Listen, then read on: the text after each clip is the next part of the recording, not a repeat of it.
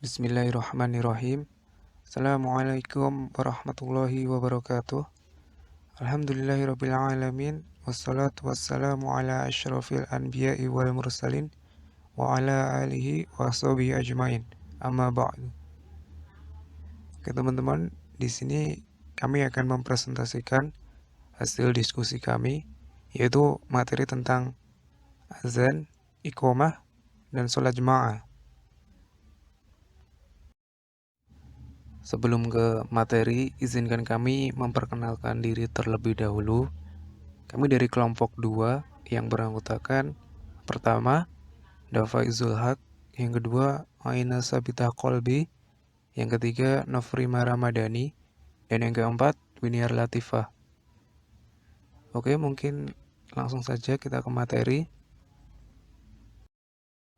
Yang pertama adalah azan. Yang pertama yaitu azan. Azan mempunyai dua pengertian, yaitu pengertian menurut bahasa dan pengertian menurut istilah. Secara bahasa, azan bermakna al-i'lam yang berarti pengumuman atau pemberitahuan. Sedangkan menurut istilah, azan yaitu pemberitahuan bahwa waktu sholat telah tiba dengan menggunakan lafal-lafal tertentu dan cara tertentu. Biasanya dikumandangkan di sebuah masjid-masjid menggunakan pengeras suara ataupun toa. Yang kedua yaitu dalil pensyariatan. Menurut Al-Quran yaitu, dan apabila kamu menyeru mereka untuk mengerjakan sholat, mereka menjadikannya buah ejekan dan permainan. Yang demikian itu adalah karena mereka benar-benar kaum yang tidak mau mempergunakan akal. Quran Surat Al-Ma'idah ayat 58. Sedangkan menurut hadis, dari Ibnu Umar berkata, kaum muslimin dahulu ketika datang di Madinah, mereka berkumpul lalu memperkira-kira waktu sholat, tanpa ada yang menyerunya. Lalu mereka berbincang-bincang pada suatu hari tentang hal itu. Sebagian mereka berkata, gunakan saja lonceng seperti lonceng yang digunakan oleh Nasrani. Sebagian mereka menyatakan, gunakan saja terompet seperti terompet yang digunakan kaum Yahudi. Lalu Umar berkata, bukankah lebih baik dengan mengumandangkan suara untuk memanggil orang sholat? Lalu Rasulullah SAW berkata, wahai Bilal, bangunlah dan kumandangkanlah azan untuk sholat. Hadis riwayat Bukhari nomor 604 dan Muslim nomor 377.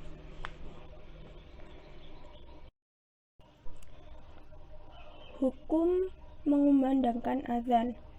Hukum azan adalah fardu kifayah, yaitu fardu yang dianjurkan. Nabi Muhammad SAW bersabda, jika waktu sholat telah tiba, salah seorang di antara kalian hendaknya mengumandangkan azan untuk kalian dan paling tua di antara kalian menjadi imam. Hadis riwayat Bukhari nomor 631 dan Muslim nomor 674. Lafaz azan yaitu Allahu Akbar dibaca 2 kali, Asyhadu an la ilaha illallah dibaca 2 kali, Asyhadu anna Muhammadar Rasulullah dibaca 2 kali, Hayya 'alas shalah dibaca 2 kali, Hayya 'alal falah dibaca 2 kali, Allahu Akbar dibaca 1 kali, La ilaha illallah dibaca 1 kali. Untuk azan yang dikumandangkan ketika akan sholat subuh, maka ditambahkan lafaz as-sholatu khairum minan naum, yang artinya sholat itu lebih baik daripada tidur, dibaca 2 kali setelah lafaz hayya 'alal falah. Waktu dan tempat mengumandangkan azan, yaitu azan dikumandangkan oleh seorang muadzin. Muadzin itu adalah orang yang sering mengumandangkan azan dari masjid setiap memasuki waktu sholat fardu, yaitu bisa dengan menggunakan alat pengeras suara ataupun toa. Biasanya kalau waktunya sudah menunjukkan waktu sholat, sebelumnya dikumandangkan azan.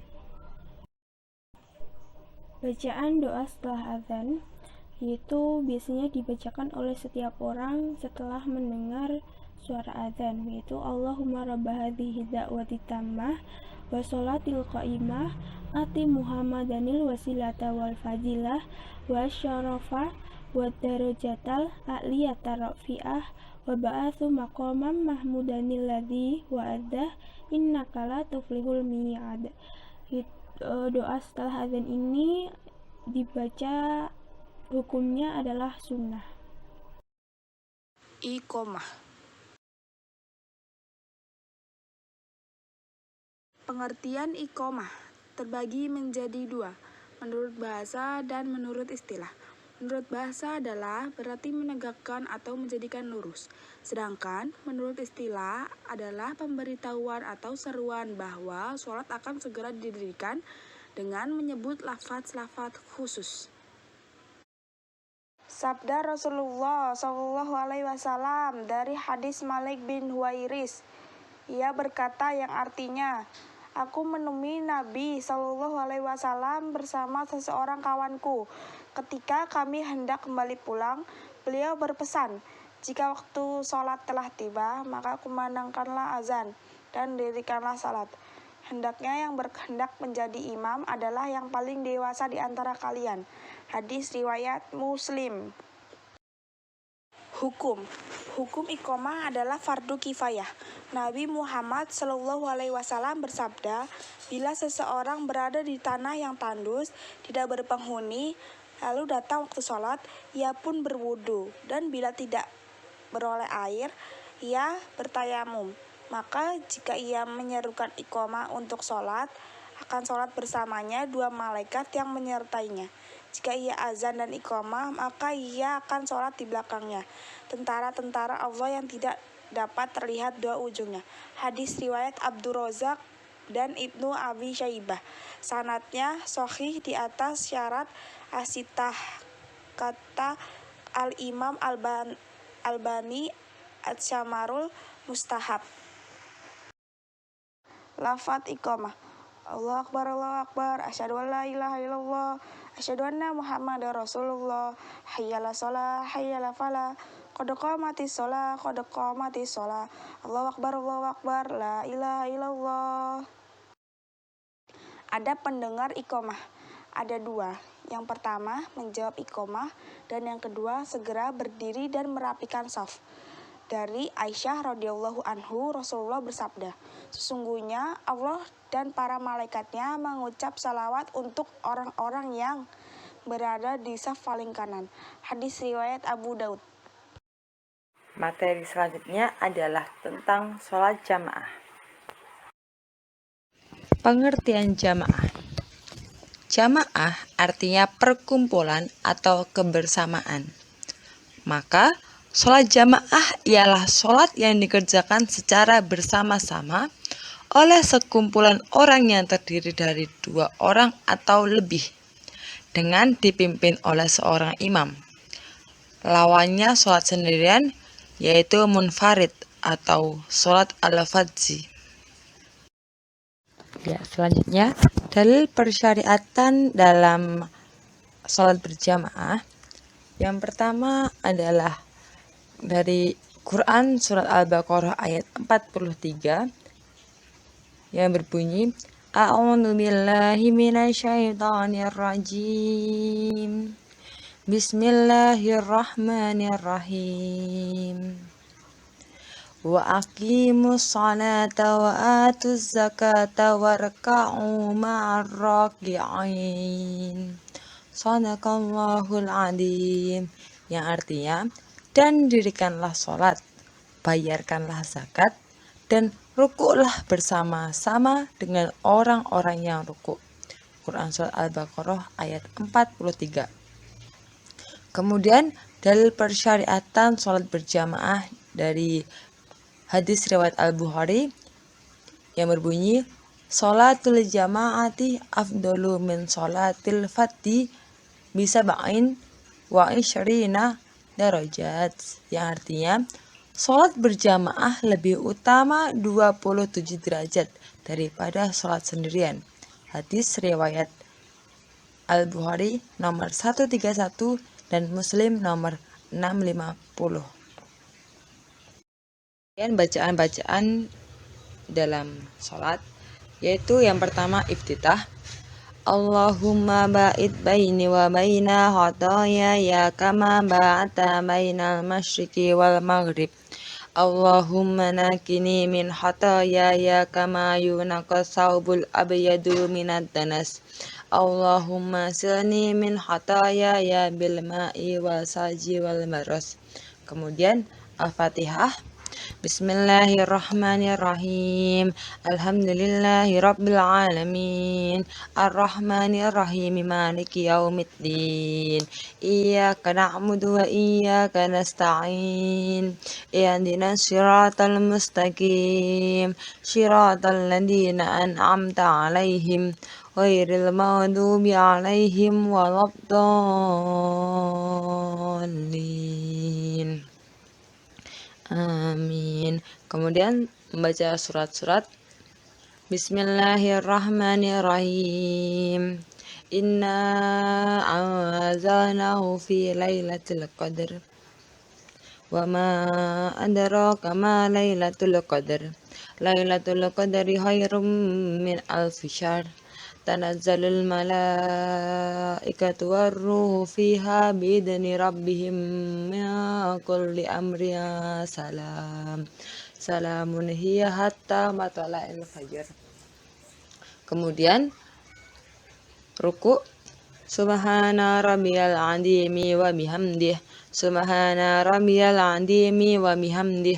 Subhana rabbiyal azimi wa bihamdih sebanyak 3 kali. Kemudian i'tidal. Sami Allahu liman hamidah. Rabbana walakal hamdu. Kemudian membaca sujud. Subhana rabbiyal a'la wa bihamdih. Subhana rabbiyal a'la wa bihamdih. Subhana rabbiyal a'la wa bihamdih sebanyak 3 kali. Kemudian membaca duduk di antara 2 sujud. Allahumma firli warhamni wajburni wahdini wa'afini wa'fu anni. Kemudian doa tasyahud. At-tahiyyatu lillah wa salawatu wa tayyibat. Assalamu alayka ayyuhan nabiyyu wa rahmatullahi wa barakatuh. Assalamu alayna wa ala ibadillahis salihin. Asyhadu an la ilaha illallah wa asyhadu anna Muhammadan abduhu wa rasuluh. Doa sesudah tasyahud awal.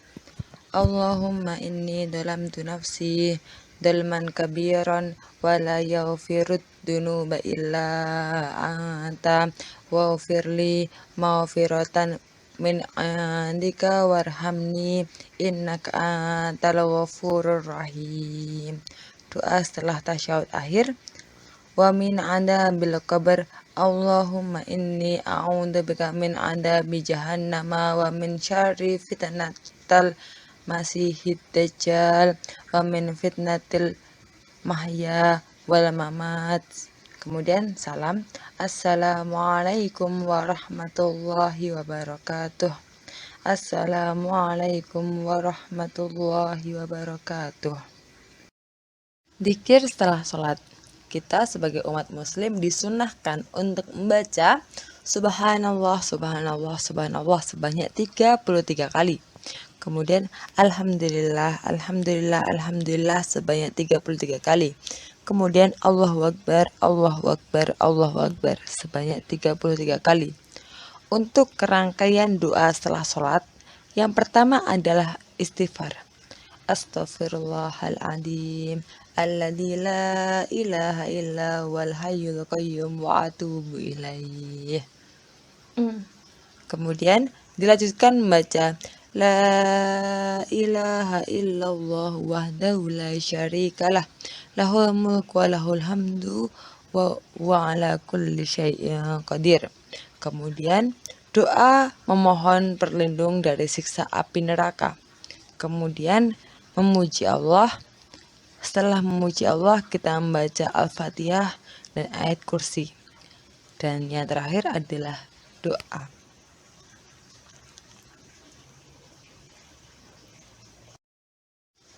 Selanjutnya, waktu-waktu sholat. Sholat dalam sehari ada 5 waktu. Yang pertama adalah waktu subuh. Waktu subuh dimulai dari semenjak terbitnya fajar hingga matahari belum terbit. Kemudian untuk waktu sholat duhur, yaitu ketika matahari telah condong ke barat dan bayangan seorang sama dengan tingginya, serta selama waktu sholat asar belum tiba. Untuk sholat asar, yaitu adalah selama matahari belum menguning. Waktu sholat maghrib, yaitu selama awan merah belum menghilang. Kemudian untuk waktu sholat isya, yaitu hingga tengah malam. Tempat yang dilakukan untuk sholat berjamaah bisa dilaksanakan di masjid, musola, lapangan, rumah, dan tempat-tempat yang lain. Demikian presentasi dari kelompok kami. Semoga bermanfaat. Apabila ada salah kata, kami mohon maaf yang sebesar-besarnya. Assalamualaikum warahmatullahi wabarakatuh.